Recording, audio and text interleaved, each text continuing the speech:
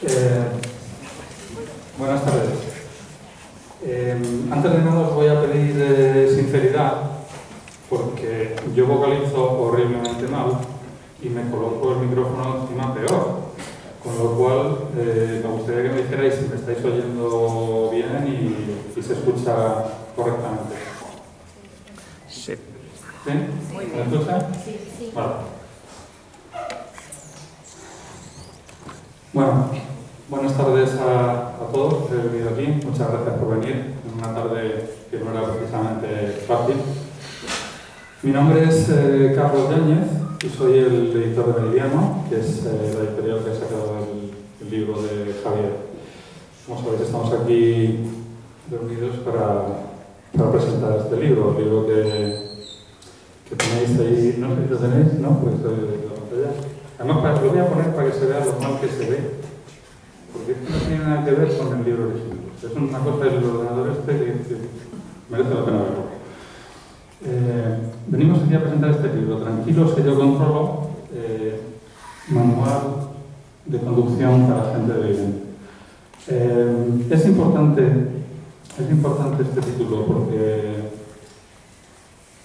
lo que queríamos reflejar con el libro eran varias cosas, pero una de ellas era sobre todo el que nos diéramos cuenta todos de que sabemos conducir, los que sabemos conducir, pero que tenemos muchas carencias.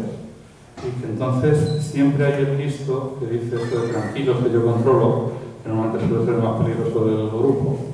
Y entonces decidimos hacer un libro diciendo, bueno, vamos a ver cómo aprender a conducir bien. Es decir, cómo llevar un coche bien, pero cómo respetar también la seguridad vial, cómo saber afrontar diferentes inclemencias del tiempo, pues como hoy está muy claro que hay mucha gente que no sabe afrontar la lluvia y que monta el atasco este que monta. Es decir, era un tema que nos planteaba mucho interés porque creemos que hay muchas cosas que damos por supuestas en la conducción y que es importante conocer. Y por otro lado, que también el tema de la seguridad vial es un asunto en el que merece la pena seguir insistiendo, aunque ya, como os contaré a continuación, se lleva mucho tiempo insistiendo, ¿no? Quiero deciros que, a propósito de Meridiano es una editorial un poco rara, por eso, porque nosotros hacemos los libros al revés.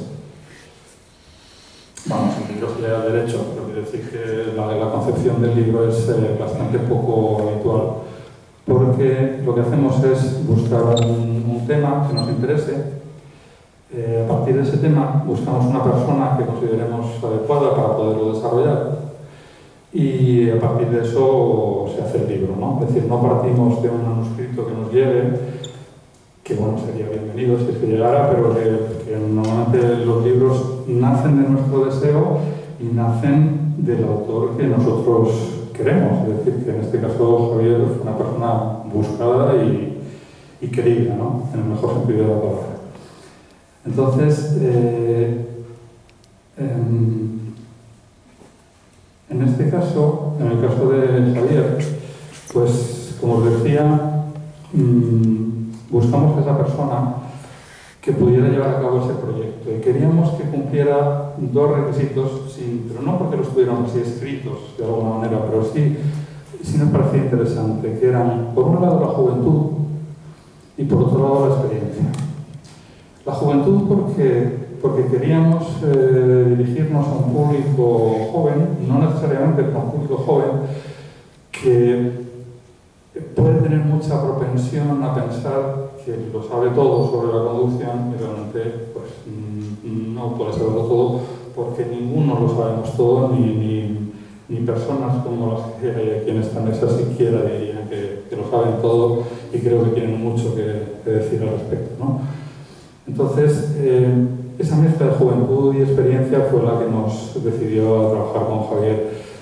Javier, por otro lado, no solamente es un experto en motor y en seguridad vial, sino que es que además escribe muy bien. Es decir, Tampoco buscamos a alguien que dice, pues bueno, pues que sabe poner ladrillos y que no lo cuente, pues no. O sea, Javier escribe muy bien, tiene un blog que está muy bien escrito y que la cosa que toca, o sea, a mí como editor me ha corregido muchas cosas él. Por ejemplo, hemos tenido nuestros más y nuestros menos con subrayados y con colores.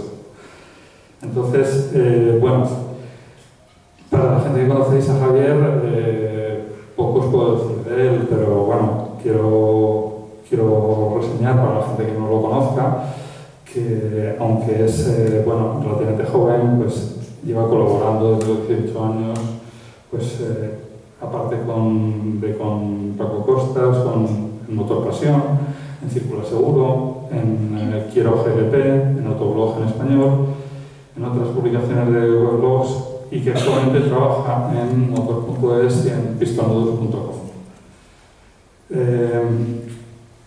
No pretendo hacer propaganda, pero bueno, siendo el editor pues tengo mi derecho también para hacer un poco. Y me gustaría deciros que el libro, además de ser, desde mi punto de vista, un buen libro, es decir, un libro interesante y riguroso, es además un libro entretenido. Por otro lado, es un libro también bastante ambicioso y un poco enciclopédico, porque realmente casi no todos los temas, digamos, de que se puedan hablar de conducción los toca, pero sí toca un amplio abanico de temas y es muy interesante porque son capítulos que están conectados normalmente, que tienen un orden lógico, pero que de alguna manera son todas esas cosas que te pueden tocar, te pueden suceder, te pueden interesar. Es muy difícil, hay cosas que a lo mejor uno puede saber, pero yo me apuesto a que realmente nadie de los que estamos aquí sabe, ni mucho menos todo lo que dice el libro. Por una razón muy sencilla, porque Javier es que lleva toda la vida prácticamente metido en un coche. Entonces es que le han pasado todas las cosas habidas y por haber, y de hecho él la reconoce porque hay algunas cosas que no son para estar muy orgulloso precisamente, pero sí que son muy ilustrativas, es decir, de decir, estoy contando esto sopedorro para que no te pase a ti lo mismo que me pasó a mí, es decir, que aprendas que esto es interesante, que merece la pena hacer tal, o llevar tal, o comportarte de tal manera, ¿no? En ese sentido es muy fiable porque es un libro escrito desde la experiencia. Por ejemplo, pues, yo os voy a decir que trata temas muy diversos y que además son un poco para todo el mundo, ¿no? Porque, por ejemplo, que él se dedique, por ejemplo, un capítulo a hablar sobre cómo deben ser las sillitas de los bebés, porque a mucha gente no se va a plantear la vida, pero es que de repente tiene un bebé y dice, coño, ¿qué hay que hacer con eso? Entonces, es un tema interesante. Igual que tiene un estudio muy concienzudo del tema de la alcoholemia. Yo no conozco a Javier en esa faceta, no sé hasta qué punto desfasa eso de sus ratos libres, pero desde luego tiene muy clarísimo lo que no debe hacer ni debemos hacer los demás en ese sentido y con muchísimos datos, ¿no? Y hay pues, muchas curiosidades, desde cómo conducir con nieve, por ejemplo, que, bueno, esto ya habla de él, me imagino. Y incluso una cosa que me llamó mucho la atención y es que te enseñara a chocar, a aprender a chocar. Dices, ostras, ¿has hecho chocar? Pues sí, a veces hay que chocar. Y si tienes que chocar, mejor elegir la mejor manera de chocar. O sea, siempre hay una mejor manera de chocar. Bueno, esto es una anécdota, pero bueno. Entonces, el libro, como os decía, va por un lado dirigido a personas que saben conducir, que tienen ya una experiencia de conducción y que bueno, pues que se pueden considerar buenos conductores, y también a personas que se inician, ¿no? Personas que están ahora pues, empezando a conducir o que se están sacando el carnet y demás, ¿no? El libro lo que va a enseñar, digamos, es todo aquello que en una autoescuela no te enseñan. No te enseñan porque no te pueden enseñar. Tampoco, decir, no es que sea reprochable, es que en una autoescuela no pueden llevar eso, ¿no? Entonces es como una especie de, digamos, si la autoescuela es el grado, el libro de Javier es el máster. Entonces creo que es un libro muy recomendable. Bueno, además de Javier, tengo el honor de que nos acompañe esta tarde don Paco Costas, que casualmente, bueno, no tan casualmente, es el abuelo de Javier. Quiero decir no tan casualmente porque no me parece muy casual que Javier haya seguido la trayectoria que ha seguido si no hubiera tenido como referente la figura del señor Costas, ¿no? Bueno, para mí hablar de don Paco Costas realmente es algo que me resulta abrumador. Me resulta abrumador porque yo, que tengo ya una cierta edad, cuando veía la tele de chaval, recuerdo que ponían un programa que se llamaba La Segunda Oportunidad. Esto era a finales de los años 70, ¿no? Entonces, para aquellos que no lo conozcáis, os voy a enseñar una cosa que yo creo que merece la pena verla. Espera un momento.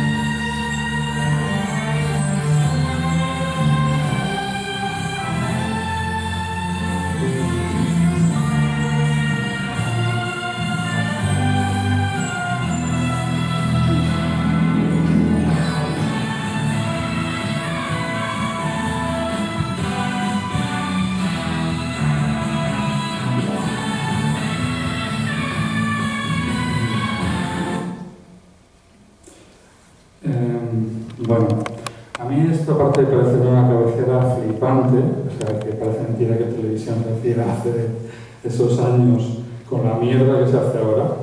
Es decir, es algo que me llama muchísimo la atención porque, claro, es verdad que en aquella época había mucha menos oferta televisiva, pero el impacto que tenía eso es que era bestial. Era bestial. O sea, yo me acuerdo que era un chaval, porque yo era jovencito y tenía mi posibilidad de sacarme el carnet ni de lejos, pero no por dinero, sino por edad. O sea, que no... y yo recuerdo que aquello es que la cabecera esta es que me impactó de una manera diciendo, bueno, a mí me pasa como a una hermana mía que anda por ahí, que sufre mucho cuando se estropean cosas en películas. Que eso de que las superproducciones tengan muchos destrozos y se incendien cosas de eso no lo lleva bien. Entonces a mí me impactaba mucho que hubieran cogido un Daimler y que lo estrellaran contra una roca de 16 toneladas, pues lo primero que pienso yo, en mi espíritu rata, digo, coño, hacerlo con un 600, ¿no? Pero claro, es que yo creo que hasta esto era intencionado, ¿no? Es decir, vamos a ver, si tú te estrellas con este pedazo de coche a la velocidad que va contra esa roca, no queda de ti ni la sombra. Entonces, creo que ahí, en ese punto, para mí, fue el despertar de la importancia de la seguridad vial.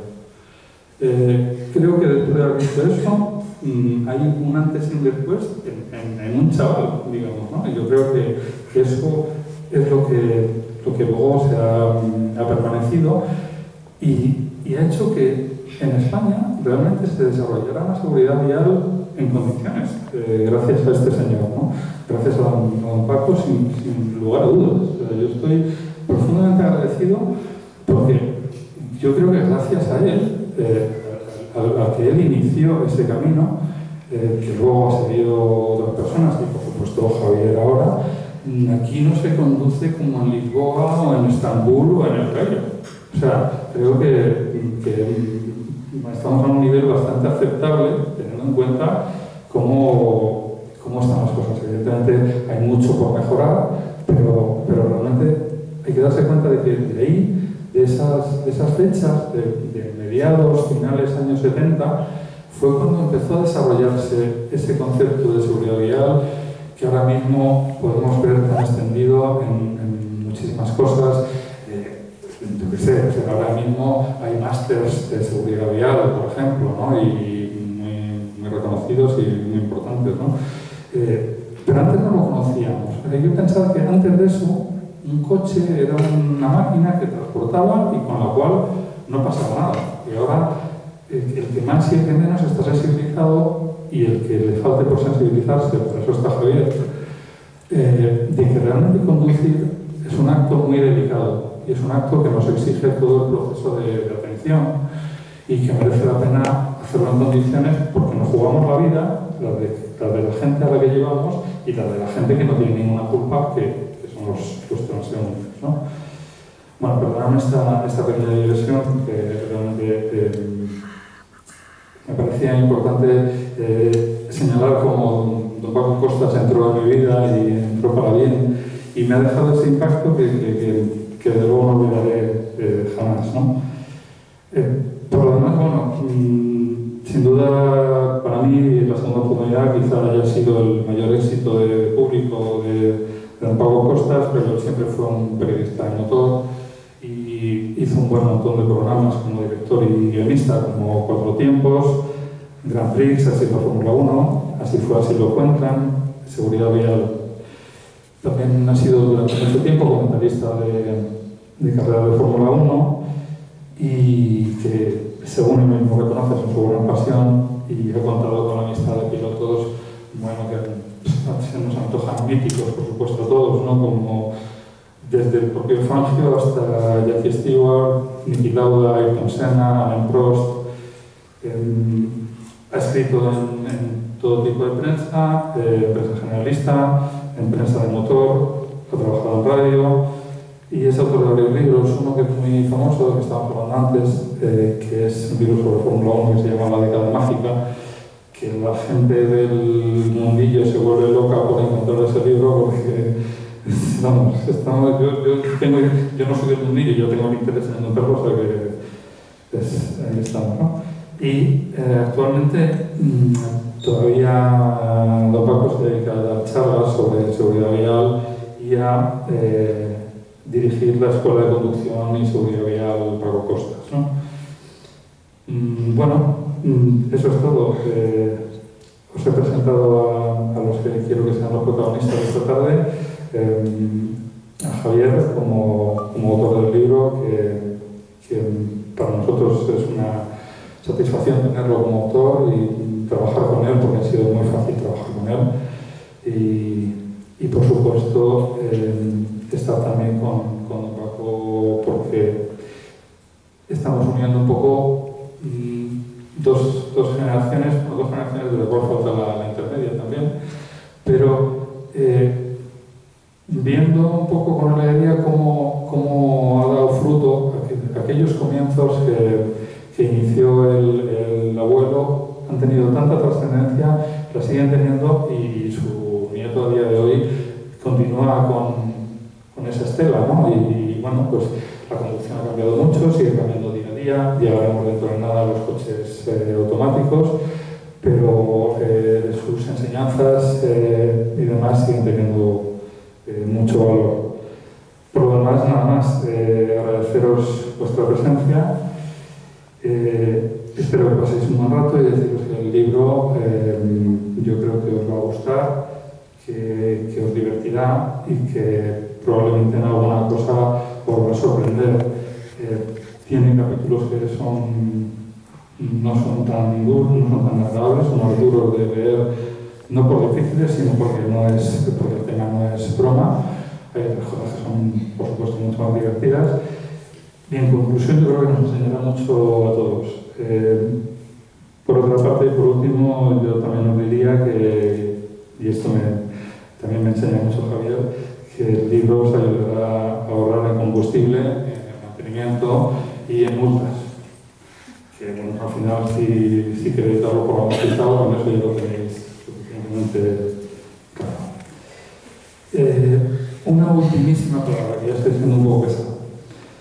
Me gustaría deciros que este libro, por ser un libro de motor, no es un libro para chicos. O sea, que es que tenemos la manía de asociar motor con hombres y demás. Quiero romper esta tendencia, esta unión absurda, porque es que ahora mismo conducimos tanto hombres como mujeres y las mujeres estáis tan interesadas en conocer realmente todos los temas de conducción como podemos estar los hombres, ¿no? Por eso os invito a las chicas a que os acerquéis a este libro, no como un libro que tenga vuestro marido, vuestro novio, vuestro nada, sino realmente que merece la pena leerlo, porque os enseñará muchas cosas, incluso las típicas broncas estas de pareja de coche, pues tendrán más fundamento. Porque sí, en vez de decirle, bueno, no sé qué, venía aquí y que no sé qué, porque no sé cuánto. Pues ya elevaremos el nivel de las discusiones de los coches, ¿no? Nada más. Le cedo la palabra a don Paco Costas y nada, agradeceros el haber venido y el estar aquí. Gracias.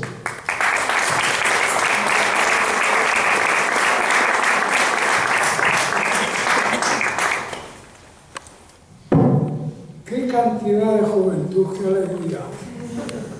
Porque el libro, del que hablaré breve, pero lo más preciso posible, es un buen libro.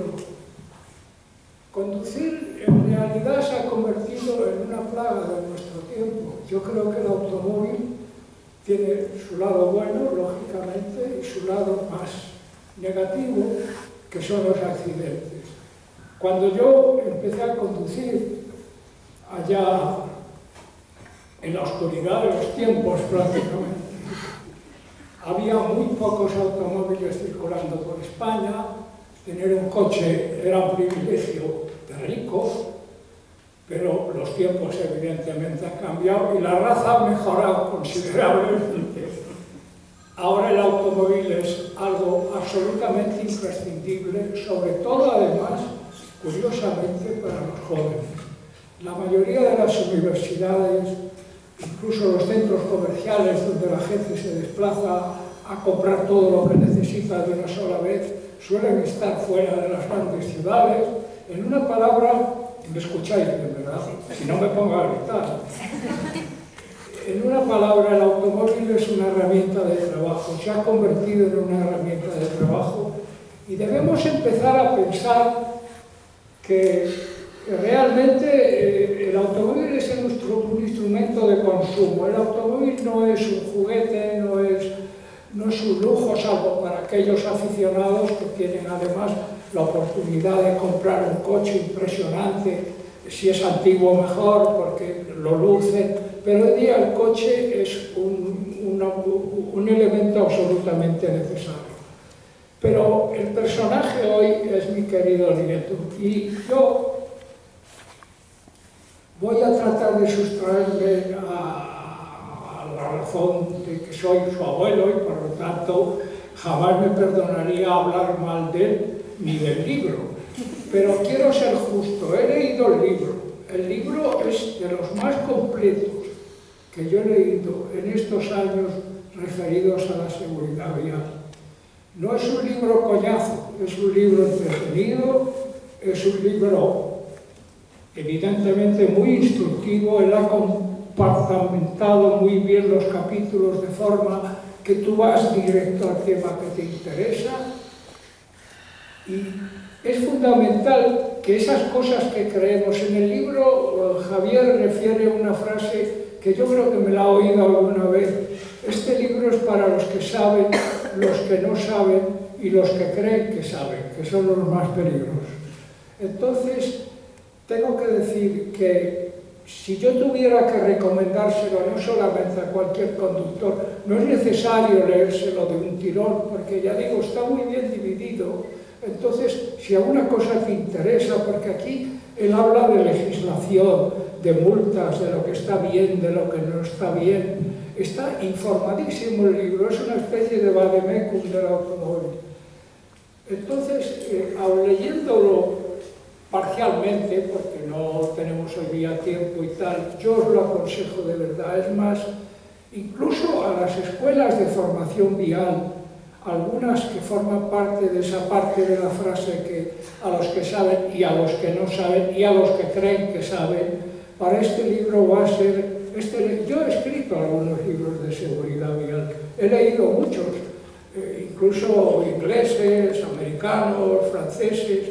Este libro es un gran libro en el tema que trata, naturalmente, y os aseguro que si ponéis interés y os queréis informar de verdad, mirad, yo os voy a decir una cosa, y si es posible, alejándome en fin, de vanidad ninguna, ¿no?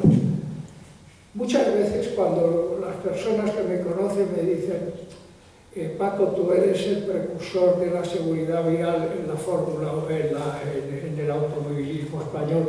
Bueno, pues es posible que sea verdad, porque cuando yo empecé a hablar de seguridad vial, estoy hablando de finales de la década de los 60, vosotros, la mayoría, ni siquiera habéis nacido, eso era un tema tabú en España. Lo del cinturón, por ejemplo, en los Estados Unidos, había marcas que le ponían el cinturón porque era obligatorio y consideraban de poco valiente el conductor que se lo ponía y lo escondía, ¿no? Cuando ese tema apareció aquí, yo fui a Suecia a final de los años 60, cerca de los 70, a la Volvo y a la Saab, y descubrí una serie de cosas que a mí, como conductor, ya digo, aprendí de niño a conducir, me enseñó mi madre. Yo no tengo noción de cuándo aprendí a conducir. Sé que hace muchísimo tiempo. Bueno, pues ese tema aquí ni se tocaba, y claro, yo empecé a pensar, pero Dios mío, cuánta gente... Es que esto era una auténtica carnicería. Por aquellos años y siguientes, en España morían a millares los conductores. Por ignorancia, porque las carreteras eran malas, porque los automóviles no tenían... Yo ahora vengo en un coche con mi nieto, que a pesar, porque para mí los coches se han convertido en algo un poco de lo que casi me quiero olvidar. Os sorprenderéis, pero me gustan las motos. Digo, no, he vendido la mía hace un par de meses, tristemente. Me acuerdo de ella como si fuera un pariente. Me he transformado. Bueno, ya cuando empecé como periodista en los tiempos de Agostini, Ángel Nieto y todo eso, yo como periodista seguía esas carreras y lo pasé pipa como lo he pasado en la Fórmula 1. Pero bueno, volviendo al tema, yo empecé a hablar en televisión pues por esas cosas de la vida, que un amigo conoce a otro amigo.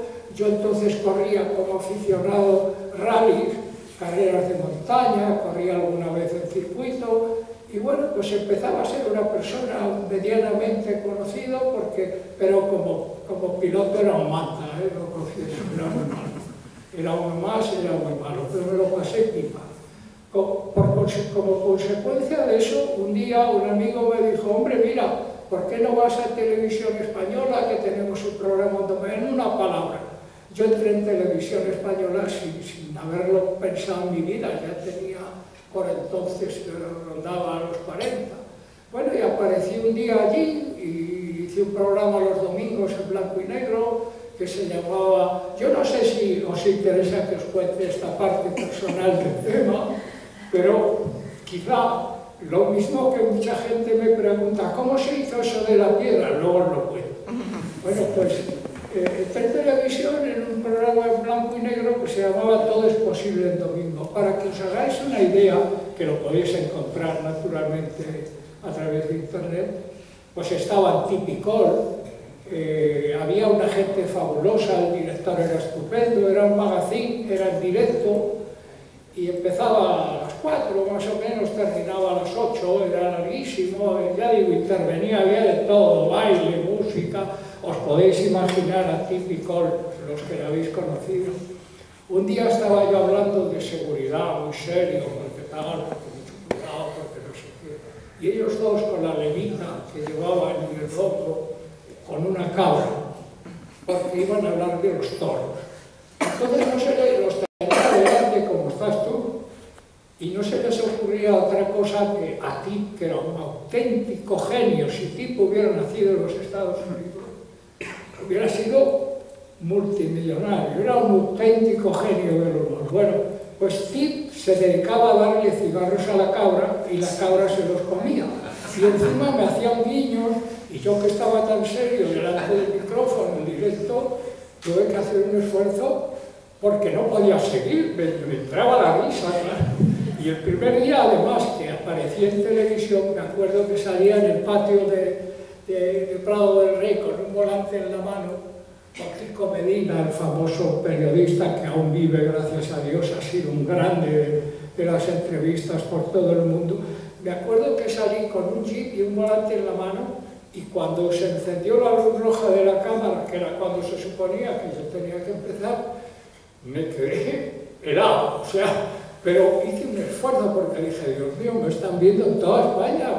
Y estuve a punto de decir, oye, corten, no, pero eso no se puede hacer en directo. En fin, el tema del cinturón. Era tan pesado yo en aquel programa, terminaba, duró un año, ¿eh? Cada programa, el domingo yo terminaba diciendo, por favor, pónganse el cinturón de seguridad.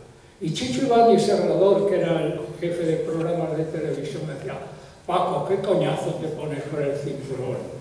Era una cosa que yo he perseguido. Mira, hoy mismo en mi blog, perdonad, he escrito una pequeña nota porque habréis visto que ayer o antes de ayer, los que seguís la actualidad, un pobre niño que no iba sentado correctamente, en el sentido inverso a la marcha, que eso lo vi en Suecia ya a finales de los años 60.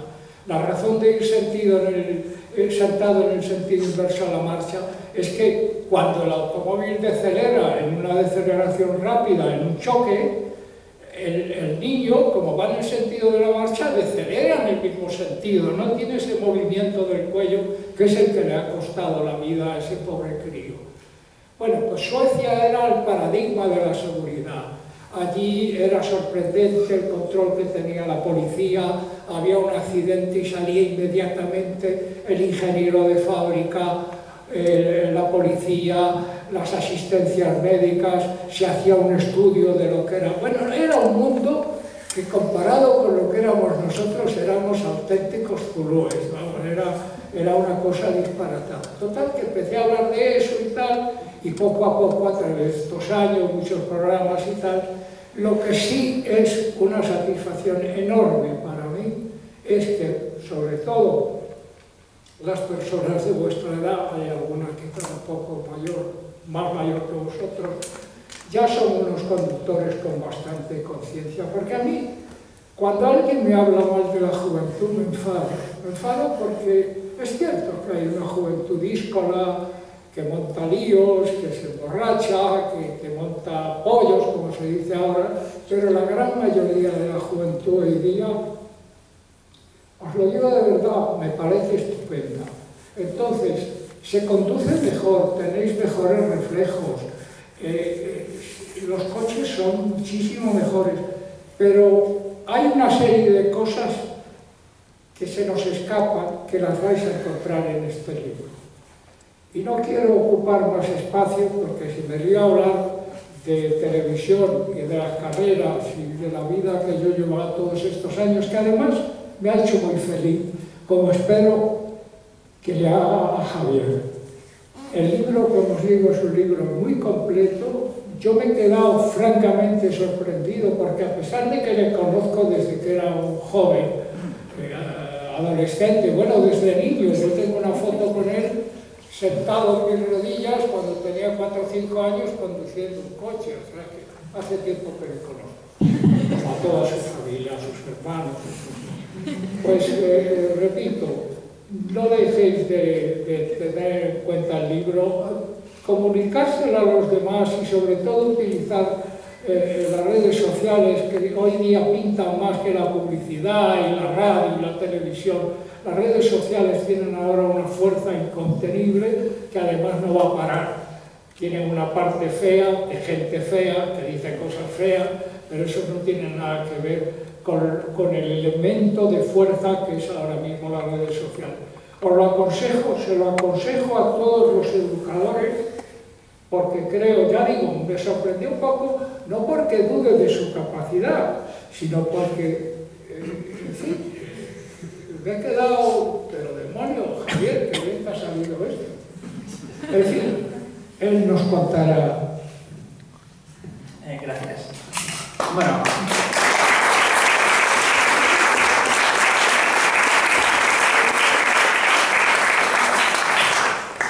Vaya por delante que os agradezco mucho que hayáis venido, todos y cada uno de los que estáis aquí, sobre todo gente que conozco desde hace más o menos tiempo, de muy distintas edades, de muy distintas experiencias. ¿Y por qué escribir este libro? O sea, cuando vosotros oís hablar de seguridad vial, a lo mejor lo primero que se os pasa por la cabeza es ¿seguriqué? Es una cosa a la que normalmente la gente no le presta la más mínima atención, pero debería. La gente se preocupa de que a lo mejor no debería fumar, a lo mejor debería comer más sano, que debería beber menos, que debería drogarse menos, pero a lo mejor no piensa en que conduciendo es un puto inútil. Pero no necesariamente será culpa suya, sino de que nadie le ha enseñado. Entonces, cuando muchos de los que estáis aquí os acabáis de sacar el carnet o falta poco para empezar a hacerlo, cuando vayáis a una autoescuela no vais a decir quiero convertirme en un conductor de primera. Lo que le vais a decir es me quiero sacar el carnet en 2 semanas y quiero que me salga barato. Entonces, cuando uno empieza así, pues no puede esperar que le den la mejor formación del mundo. Luego, pasados 10 o 15 años, uno dirá estos de la DGT son unos hijos de puta, no nos enseñan nada, no dan educación, solo saben multar. Y no se dan cuenta que antes de ver la paja en el ojo ajeno tendrían que estar viendo la viga que se les ha metido dentro. La formación empieza por el deseo de uno mismo de querer aprender algo. Y para eso hay que ser consciente de que hace falta aprender ese algo. Entonces, este libro está lleno de cosas que no salen en el manual de la autoescuela y que en las autoescuelas no se han planteado nunca siquiera enseñar, porque nadie se lo ha pedido. Los alumnos de autoescuela son los clientes, es decir, el cliente siempre tiene la razón y cuando uno va a un sitio a que le enseñen, le deberían enseñar todo lo que hiciera falta para salir a la calle y ser un conductor seguro. Pero es que el cliente, que es el que paga, o vuestros padres o quien sea, no quiere que eso se dilate muchísimo en el tiempo. Entonces, sí, podríamos montar unas autoescuelas con unas pistas enormes para poder hacer prácticas de frenadas a 140 por hora. ¿Y eso para qué puñetas lo necesito? Porque a lo mejor un día os vais a 140 por hora y cuando tenéis que frenar a fondo, llegáis a la conclusión de que nunca habéis probado hacer tal cosa. Pisáis el pedal del freno, empieza a dar tiemblos, os da miedo, levantáis el pie y entonces es cuando os dais la hostia. Hay muchísimas cosas que la autoescuela no se plantea enseñar, es que nadie se lo pide. Entonces, yo por mi trabajo me he visto forzado a aprender muy deprisa. Mi primer coche de pruebas lo cogí con 2 semanas de carnet y medía menos de 4 metros, tenía 70 caballos. El siguiente era una furgoneta que medía más de 5 metros y tenía 140 caballos. El siguiente fue un Alfa Romeo muy gracioso de gasolina de 120 caballos. Cada uno no tenía nada que ver con el anterior. Entonces, como tenía que estar cambiando constantemente de coche, me tenía que acostumbrar a aparcar con un coche más grande, más pequeño, más pesado, más ligero, que si 3 o 5 puertas, que si automático manual, que si gasolina o diésel. Tenía que aprender a toda leche, porque es que no me quedaba remedio. Entonces, ese aprendizaje a velocidad forzada es el que me ha hecho enfrentarme a situaciones de lo más variopinto. Con mi primer coche de pruebas, que llevaría con él 3 o 4 días, me tocó pegar mi primer frenazo de emergencia. Y lo tuve que pegar para que un motorista que iba por mi derecha, que se saltó un ceda al paso, si yo no hubiera frenado se hubiera estampado contra el coche. Luego yo hubiera tenido que dar explicaciones de mira que no fue culpa mía, es que fue este imbécil que iba a 100, se saltó un ceda al paso y se metió por mi puerta derecha. Pero es que a mi lado iba un amigo, que le hubiera dolido más que a mí. Le vi por el rabillo del ojo y pisé el freno con todas mis fuerzas, que era lo que me habían enseñado. Y el tío pasó por delante del morro quitándome las pegatinas. No sé si fue consciente de que se había saltado el ceda al paso o pensó que ese niñato de mierda es el que se ha saltado el ceda al paso, pero es que lo tenía él. Con mi tercer coche de prensa tuve que hacer un 120 a 0 porque yo iba por la M40 tan tranquilo, hay un tío que se sale, cuando estoy a punto de delante le decide que se ha equivocado de salir y que vuelve a incorporarse a la circulación a 10 por hora. Y se metió a saco, sin mirar.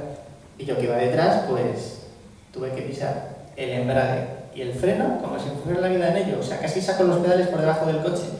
Y me quedé a 2 metros de... 2 metros. Si hubiera dudado lo más mínimo o no hubiera pisado el embrague, me hubiera dado contra ese coche. No hubiera sido mi culpa, pero me hubiera dado una buena leche.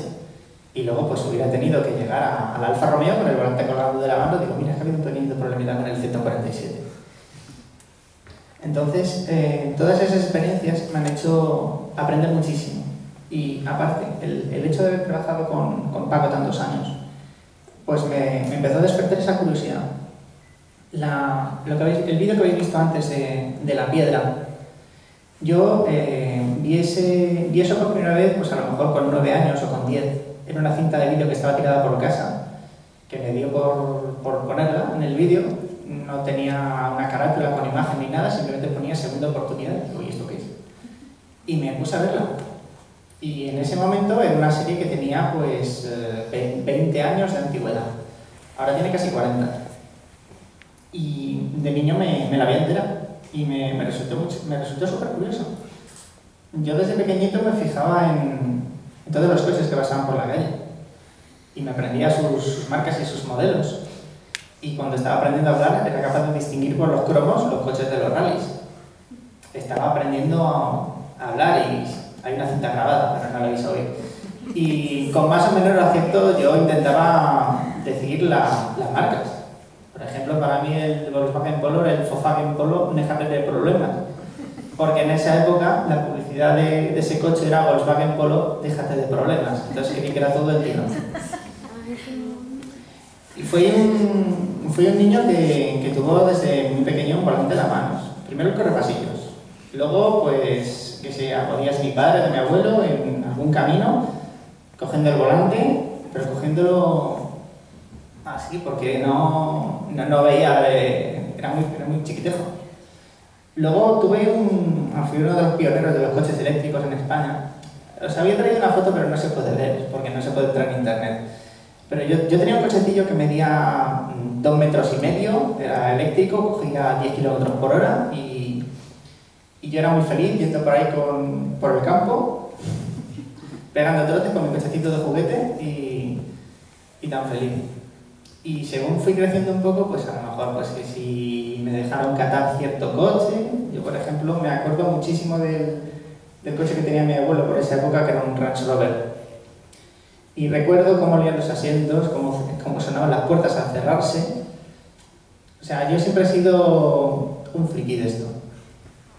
Entonces, un buen día me pregunté por qué no hacer de eso una forma de vida. Porque yo había empezado otro itinerario profesional, había empezado a estudiar informática, llevaba varios años con ello, y llegué a la conclusión de que no me estaba aportando nada.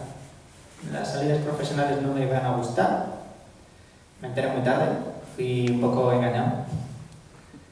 Y no me veía trabajando de informático en un búnker 10-12 horas al día, teclando como un desgraciado, sin fines de semana, y durante 5 años pues estar sin novia, sin perro, sin vida social, tal y como estaban adelantando que iba a ser mi vida según compañeros del curso superior. Entonces me pregunté, pues no sé, ¿por qué no dedicarme a esto?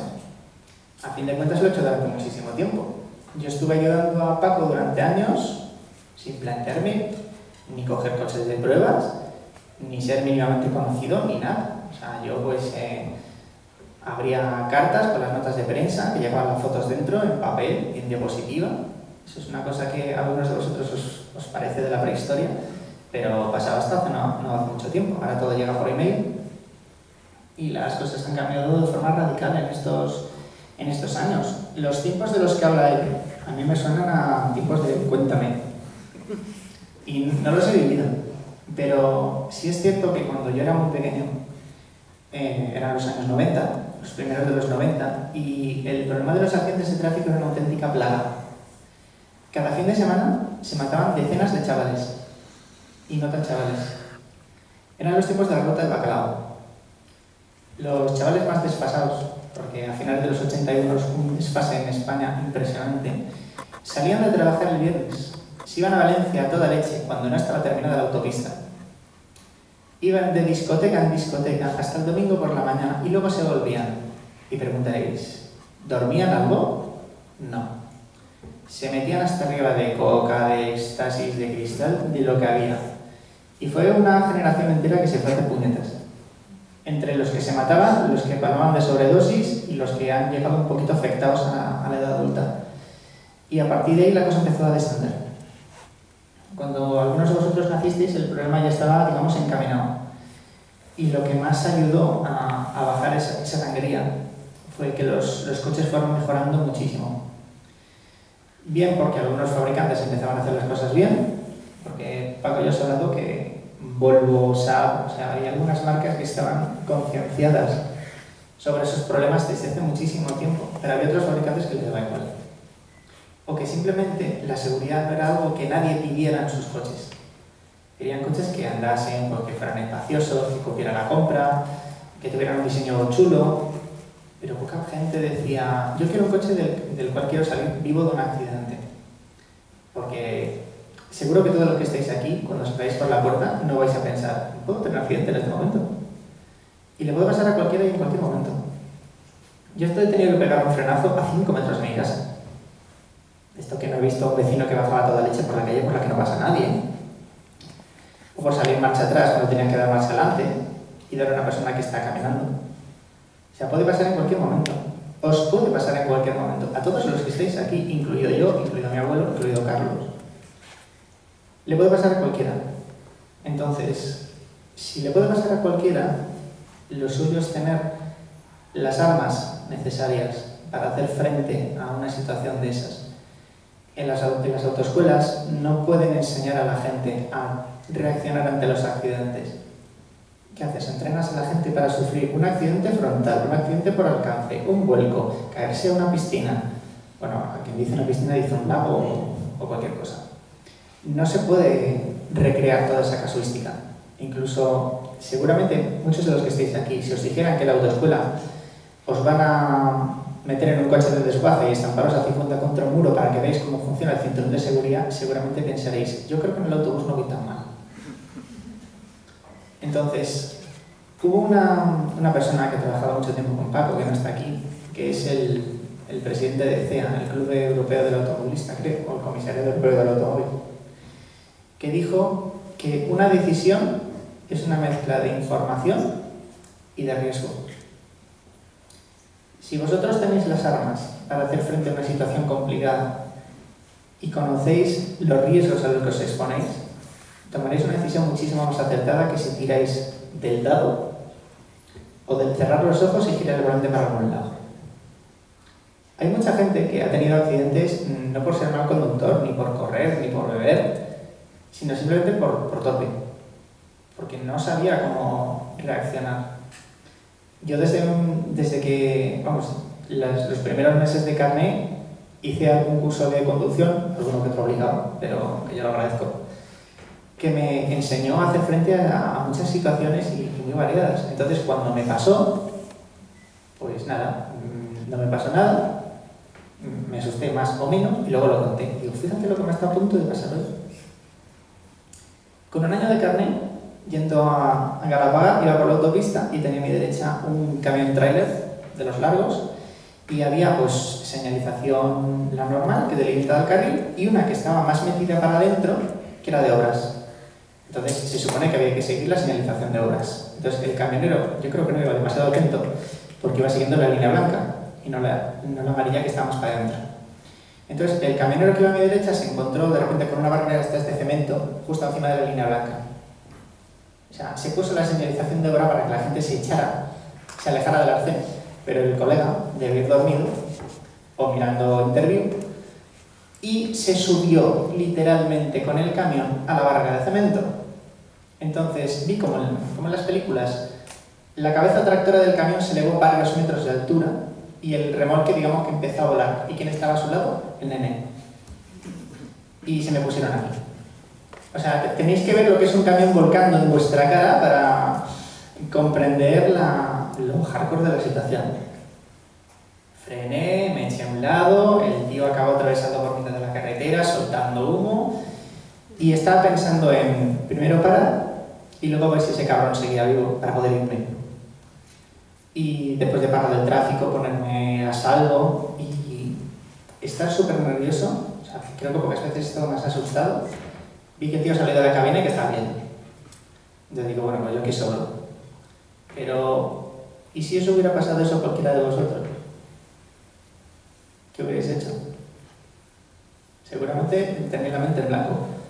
Pues a lo mejor pegar un boletazo, frenar, las dos cosas, cerrar los ojos y decir, bueno, ya pasa algo. El libro está lleno de ejemplos, más o menos retorcidos, de todo lo que puede pasar. Y pueden pasar muchísimas cosas. También explica que los automóviles modernos, afortunadamente, perdonan muchísimos errores.